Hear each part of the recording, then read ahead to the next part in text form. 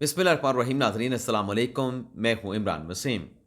नाज़रीन, प्रोग्राम का आगाज़ करने से पहले आपसे दरख्वास्त करेंगे कि चैनल को सब्सक्राइब कर लें, बेल आइकॉन का बटन प्रेस करें और इंशाल्लाह व्लॉग आपको ज़रूर पसंद आएगा। आपने ख़ुद भी लाइक करना है और वीडियो को अपने ढेर सारे दोस्तों के साथ शेयर भी करना है। तो पहली खबर से नाज़रीन गुफ्तगू का आगाज़ करते हैं। पाकिस्तान तहरीक इंसाफ की जानिब से एक प्रोपेगेंडा किया गया और एक बड़े ख़ास मामले पे कि देखें जी कि तहरीक इंसाफ के साथ ये ज़्यादती की जा रही है और सवाल पूछा गया कि चीफ इलेक्शन कमिश्नर ये बताएं कि ये जो सब कुछ हो रहा है किसके इशारे पे किया गया। प्रोपेगेंडा नाज़रीन ये किया जा रहा था कि जो अली अमीन गंडापुर साहब हैं, जो वो कौमी असम्बली के हलके से जीते हैं NA 44 से और PK 113 से, उसका नोटिफिकेशन इलेक्शन कमीशन जारी नहीं कर रहा। और यहाँ तक कहा गया कि इलेक्शन कमीशन ने अली अमीन गंडापुर साहब, जिन्हें इमरान खान साहब ने खैबर पख्तूनख्वा का वज़ीर आला नामज़द कर दिया है, तो ये डेवलपमेंट होने के बाद, उनकी नॉमिनेशन होने के बाद अचानक से उनके कौमी और सूबाई असम्बली के कामयाबी के जो नोटिफिकेशन हैं वो रोक लिए गए हैं। अब जैसा मैंने कहा कि इल्ज़ाम ये लगाया गया, प्रोपेगेंडा सोशल मीडिया पे ये किया गया कि किसी के इशारे के ऊपर इलेक्शन कमीशन ने सब कुछ किया है और यहाँ तक कहा गया कि अब कोई सवाल बाकी रहता है, अब क्या कोई वजह बाकी रहता है कि ये जो इल्ज़ाम लगता है इलेक्शन कमीशन पे कि तासुब रखता है पाकिस्तान तहरीक इंसाफ के साथ, तहरीक इंसाफ के ख़िलाफ़ जो है इलेक्शन कमीशन जानिबदार है, तो अब तो ये साबित हो गया। ये नाज़रीन प्रोपेगेंडा अभी सोशल मीडिया पे चल रहा था इलेक्शन कमीशन के ख़िलाफ़, chief election commission Sikandar Sultan Raja के ख़िलाफ़।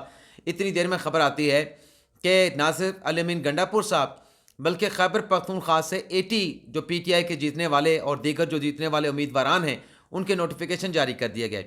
ना सिर्फ गंडापुर साहब का कौमी असम्बली NA 44 का नोटिफिकेशन इलेक्शन कमीशन ने जारी कर दिया कि वो यहाँ से कामयाब हुए हैं, और ना दूसरा जो हल्का है PK 113 है, उसका नोटिफिकेशन भी इलेक्शन कमीशन की जानिब से जारी कर दिया गया।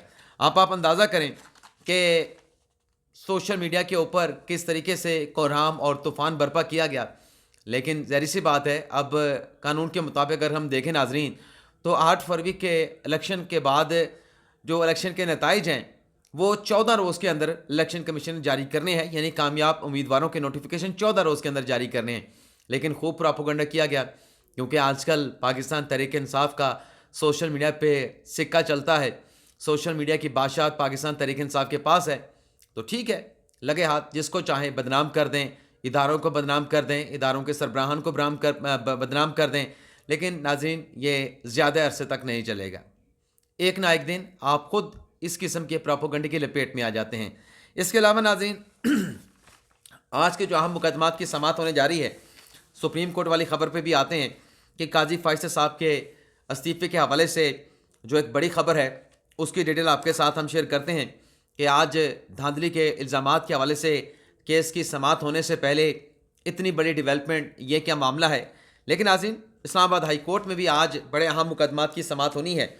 एक तो जो साबिक़ वज़ीर आज़म हैं आज़ाद कश्मीर के क़य्यूम नियाज़ी साहब, और उनके साथ पाकिस्तान तहरीक इंसाफ के रहनुमा हैं आज़ाद कश्मीर से आमिर फ़ारूक साहब, तो ये मुलाकात करना चाहते हैं इमरान खान साहब से। तो इन्होंने इस्लामाबाद हाई कोर्ट में पटिशन दायर की थी और इनकी पटिशन को आज इस्लामाबाद हाई कोर्ट में जो है वो समाअत के लिए मुकर्रर कर दिया गया है। और इम्कान है कि क़य्यूम नियाज़ी साहब, इम्कान है नाज़रीन के साबिक़ वज़ीर आज़म आज़ाद कश्मीर क़य्यूम नियाज़ी साहब और PTI के रहनुमा ख्वाजा फ़ारूक साहब की जो पटिशन है, इस पर उन्हें इजाज़त मिल जाएगी बानी तहरीक इंसाफ इमरान खान के साथ मुलाकात की। अब इस्लामाबाद हाई कोर्ट का नाज़रीन ज़िक्र आया है, तो यहाँ पर एक और ख़बर भी आपके साथ हम शेयर कर लें। PTI के जो रहनुमा हैं शोएब शाहीन साहब, आमिर मुग़ल साहब और अली बुखारी साहब, जो इस्लामाबाद के 3 हलकों से PTI के सपोर्ट के साथ PTI के टिकट पर इलेक्शन लड़े थे, लेकिन इनका ये दावा है तीनों PTI के रहनुमाओं का कि वो इस्लामाबाद की तीनों नशिस्तें जीत चुके थे, लेकिन इनको हरवाया गया है। फॉर्म 45 के मुताबिक जो इलेक्शन है उसकी कैलकुलेशन नहीं की गई और फॉर्म 47 जारी कर दिया गया, नून लीग के तारिक फजल चौधरी का, अंजम अकील खान का और खुर्रम नवाज़ का। तो इस हवाले से नाज़रीन अब ज़ाहिर सी बात है कि ये मामला, तीनों जो सीटें हैं इस्लामाबाद की NA 46, 47, 48 है, ये अगर इलेक्शन ट्रिब्यूनल में जाता है तो आमिर फ़ारूक साहब ने, chief justice Islamabad high court साहब ने तारिक महमूद जहांगीरी साहब को जो है वो इलेक्शन ट्रिब्यूनल का जज मुकर्रर कर दिया है। یعنی اگر یہ معاملہ دونوں سیٹوں کا لگتا کہ ہے، کسی بھی صورت میں اگر پی ٹی آئی کے حق میں فیصلہ الیکشن کمیشن سے آ جاتا ہے یا پی ٹی آئی کے خلاف آ جاتا ہے، دونوں صورتوں میں یہ معاملہ الیکشن ٹریبونل کے سامنے جائے گا اور جج صاحب ہوں گے اسلام آباد ہائی کورٹ کے جسٹس طارق محمود جہانگیری صاحب. تو یہ بھی ناظرین ایک بڑی اہم خبر ہے. اس کے علاوہ ناظرین آج اسلام آباد ہائی کورٹ میں جو لاپتہ افراد کیس ہے، اس میں آج اسلام آباد ہائی کورٹ نے وزیر اعظم انوار الحق کاکڑ صاحب کو طلب کر رکھا ہے. نہ صرف کاکڑ صاحب کو بلایا گیا ہے بلکہ ان کے ساتھ ساتھ ناظرین وزیر قانون کو، وزیر دفاع کو بھی پیش ہونے کا حکم دیا گیا ہے. اور کورٹ کا یہ کہنا ہے، اسلام آباد ہائی کورٹ کا، کہ کیوں نہ لاپتہ افراد کی بازیابی کا جو عدالت کا حکم تھا، تو لاپتہ افراد بازیاب نہیں ہوئے، وہ منظر عام پہ نہیں لا سکے حکومتی ادارے، تو کیوں نہ جو متعلقہ ذمہ داران ہیں ان کے خلاف جو ہے وہ مقدمہ درج کیا جائے کہ ریاست اپنی ذمہ داری ادا کرنے میں ناکام ہوئی ہے. تو یہ ناظرین آج بڑی اہم ڈیولپمنٹ اسلام آباد ہائی کورٹ میں ہونے جا رہی ہے. اب آ جاتے ہیں جو سپریم کورٹ کی خبر ہے، اس کی ڈیٹیل آپ کے ساتھ ہم شیئر کرتے ہیں. ویسے ناظرین آج لوور جوڈیشری میں جو فواد چوہدری صاحب ہیں، تحریک انصاف کے رہنما، ان کی درخواست ضمانت پر بھی سماعت ہونے جا رہی ہے. تو سپریم کورٹ میں ناظرین آج علی خان نامی شہری جو کہ DHA-2 اسلام آباد کے رہائشی ہیں، اور دعویٰ ہے، کچھ سورسز بتاتے ہیں کہ علی خان صاحب جو ہیں یہ سابق بریگیڈیئر ہیں، یعنی پاک فوج میں یہ بریگیڈیئر کے رینک سے ریٹائرڈ ہوئے ہیں. اور ویسے ناظرین ان کی پٹیشن میں جو نام انہوں نے خود لکھا ہے، علی خان لکھا ہے، بریگیڈیئر کہیں انہوں نے نہیں لکھا کہ وہ پاک فوج کے ریٹائرڈ بریگیڈیئر ہیں، صرف علی خان لکھا ہے. تو اس پٹیشن میں آج چونکہ سپریم کورٹ میں سماعت ہونے جا رہی ہے، تو اس میں کسی وکیل کی خدمات جو ہیں وہ علی خان صاحب نے حاصل نہیں کی، ذاتی حیثیت میں پیش ہوں گے. اب سوال یہ ہے کہ یہ کتنے ساؤنڈ ہیں. عدالت کے سوالات بھی بڑے ہوتے ہیں، بڑے اہم قانونی کانسٹیٹیوشنل یہ میٹر ہے، تو سوالات بھی بڑا اہم ہوتے ہیں. تو آج سماعت میں پتہ چلے گا کہ کتنے یہ ساؤنڈ مائنڈ ہیں، ان کو قانون کا کتنا نالج ہے. لیکن بہرحال ناظرین اس پوری پٹیشن میں جو علی خان صاحب ہیں، انہوں نے پی ٹی آئی کا ذکر کیا ہے کہ پی ٹی آئی کو جو ہے وہ لیول پلینگ فیلڈ نہیں دی گئی. پی ٹی آئی کے وہ امیدواران جنہیں الیکشن کے لیے نامزد کیا گیا تھا، وہ جب اپنے نامینیشن پیپر فائل کرنے کے لیے جاتے تھے یا اپنے پرپوزل جو ان کے تجویز کنندہ یا تائید کنندہ ہوتے تھے انہیں ساتھ لے کے جاتے تھے، تو وہاں پہ رکاوٹیں کھڑی کی جاتی تھیں. تو یہ جواز بنا کے انہوں نے الیکشن کالعدم قرار دینے کی استدعا کی ہے اور کہا گیا ہے کہ نئی حکومت کی تشکیل روک دی جائے اور 30 روز کے اندر نیا الیکشن کروایا جائے، اور ساتھ میں کہا گیا کہ الیکشن جو دھاندلی ہوئی ہے اس کی انویسٹیگیشن بھی کرائی جائے. تو 5 پوائنٹس ان کی اس پٹیشن میں ہے. 2.5 صفحے کی ناظرین یہ علی خان صاحب کی پٹیشن ہے. ایک تو اس میں یہ پوائنٹ لیا گیا ہے کہ جو 8 فروری 2024 کا الیکشن ہوا ہے، اس میں وائلیشن آف ڈیموکریٹک پرنسپل، جو جمہوری اصول ہیں، جمہوری روایات ہیں، ان کی خلاف ورزی ہوئی ہے. دوسرا پوائنٹ انہوں نے علی خان صاحب نے اپنی پٹیشن میں یہ لیا ہے کہ میسو جو ہے وہ پری پول ریگنگ کی گئی ہے، یعنی الیکشن سے پہلے دھاندلی کی گئی ہے. اور ساتھ میں کہا گیا ہے کہ ریسٹرکشن پیدا کی گئی ہیں الیکشن کے پروسیس میں. وہی جو بات میں نے آپ کو کی کہ جو امیدوار تھے پی ٹی آئی کے، ان کے راستوں میں جب وہ متعلقہ دفاتر میں نامینیشن پیپر کے لیے یا کسی حوالے سے بلایا گیا تھا تو جا رہے تھے، تو ان کو وہاں جانے نہیں دیا گیا. تیسرا نقطہ انہوں نے یہ اٹھایا ہے کہ ڈیلیڈ ان پولنگ اسٹیشن رزلٹ، جو پولنگ اسٹیشن کا رزلٹ تھا اس میں تاخیر کی گئی، اینڈ وائڈ اسپریڈ ریگنگ، بڑے پیمانے کے اوپر الیکشن جو 8 فروری کا الیکشن ہوا ہے اس میں دھاندلی کی گئی ہے. اور چوتھا پوائنٹ ان کا یہ ہے کہ تھریٹ ٹو ڈیموکریٹک گورنمنٹ، جمہوری حکومت کو خطرہ ہے، اینڈ نیشنل سیکیورٹی، یہ جو دھاندلی شاندلی ہوئی ہے اس سے جمہوری حکومت اور نیشنل سیکیورٹی کو خطرہ ہے. اور 5واں نقطہ ان کی پریئر ہے. پریئر میں نے آپ کو بتا دی ہے کہ یہ کیا چاہتے ہیں کہ الیکشن کو کالعدم قرار دیا جائے اور 30 روز کے اندر نیا الیکشن کروانے کا حکم دیا جائے. اب ناظرین آج یہ پٹیشن جو ہے یہ قاضی فیصل صاحب کے بینچ کے سامنے لگی ہے. اس بینچ میں جسٹس محمد علی مظہر صاحب ہیں، سندھ سے ان کا تعلق ہے. جسٹس مسرت ہلالی صاحبہ ہیں، ان کا تعلق جو ہے وہ خیبر پختونخوا سے ہے. قاضی فیصل صاحب کا تعلق بلوچستان سے ہے. اس سماعت سے پہلے ناظرین یہ جو آج سپریم کورٹ میں سماعت ہونے جا رہی ہے، گزشتہ روز ایک پریس کانفرنس کی گئی جو پی ٹی آئی کے سابق چیئرمین کہہ لیں، موجودہ چیئرمین کہہ رہے ہیں بیرسٹر گور صاحب نے، اور ان کے ساتھ پی ٹی آئی کے سیکرٹری جنرل سابق ہیں، موجودہ ہیں، چلے جو بھی ہیں، عمر ایوب صاحب، جو ایک طویل عرصے کے بعد میڈیا پر منظر عام پر آئے تھے. پریس کانفرنس کی گئی جس میں ناظرین عمر ایوب صاحب نے یہ کہا کہ جو کمشنر پنڈی نے الزامات لگائے ہیں، اس دھاندلی کے الزامات کی انہوں نے کہا کہ عدالتی تحقیقات ہونی چاہیے. یعنی جوڈیشل کمیشن بنانے کا عمر ایوب صاحب نے مطالبہ کر دیا ہے کہ دھاندلی کے الزامات کی جوڈیشل کمیشن بنا کے تحقیقات انکوائری کروائی جائیں.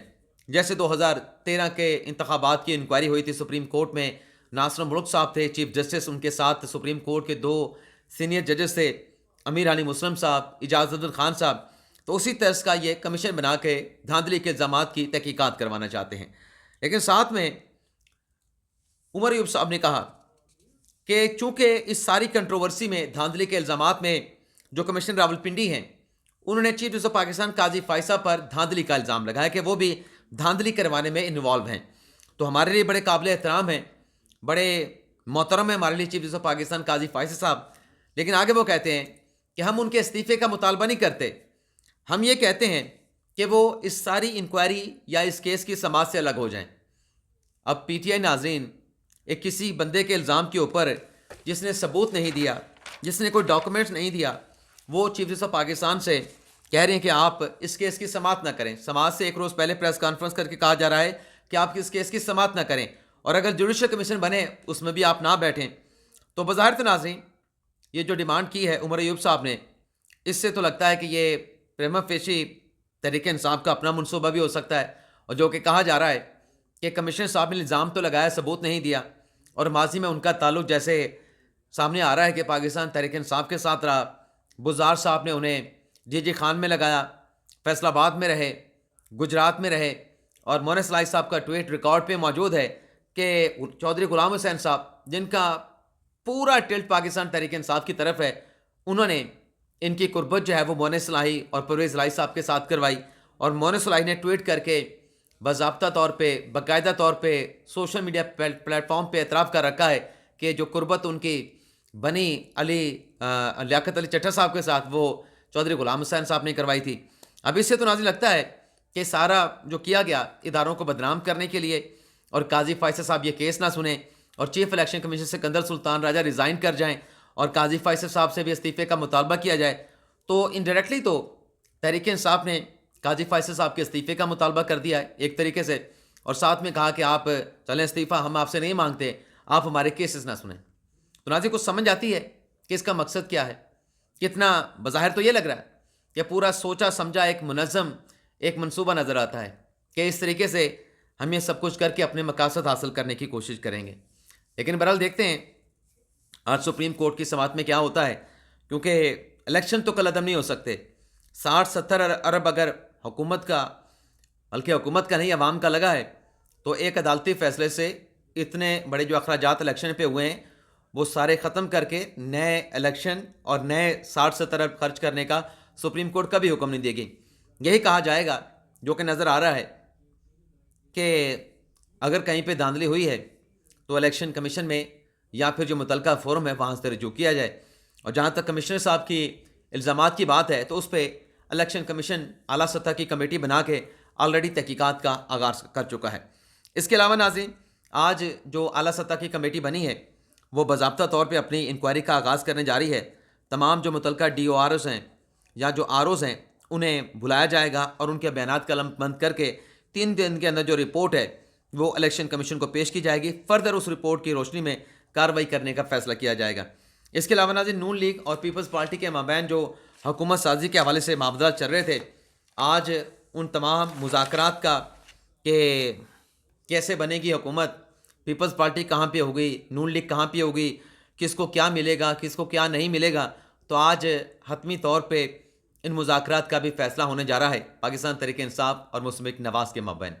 اجازت چاہتے ہیں ناظرین، اللہ حافظ.